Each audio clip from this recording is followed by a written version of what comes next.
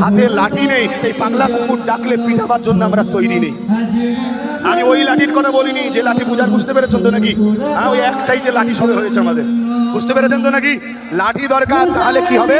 ঠিক জায়গায় যে ঠুকে দেবে, ঠিক জায়গায় ঠুকলে তাহলে তখন কিন্তু ঠান্ডা হতে বাধ্য হবে। বলবে কেন? হুজুরদের ওলি সাহেবদের, ইমাম সাহেবদের খালি রাজনীতি করা বলা নয়। আরে ওমর ফারুক হুজুর আজকে পৃথিবী চালিয়েছে, আবার ইমামতিতে দাঁড়িয়ে নামাজও পড়িয়েছে। আমাদের উলামাগুলো কেন ইরানের তালিবান হতে পারবে না? কেন ইরান ইমাম করবে না? আমার এলাকার নেতৃত্ব দেবে না? যেখানে শরীয়তের ছাড় আছে, তোমার বাধা দিবার অধিকার কে দিয়েছে? ভাবতে হবে। আমাদের তো ক্ষতি সব থেকে বেশি তারাই করলো যারা বললো জাকাত আর মাদ্রাসা আমাদের, বাকি সব তোদের। এদিকটা ছেড়ে পড়ো, এদিকটা মিডিয়া বন্ধ।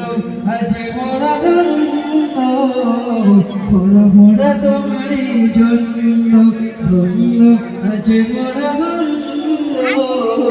ধন্য মোরা তোমারই জন্য। তোমার মাঝে দাদা হুজুর, তোমার মাঝে দাদা হুজুর শুয়েছি নিয়তি মরে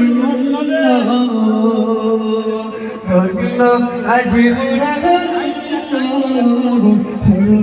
তোমার জন্য ধন্য, আজ মোরা।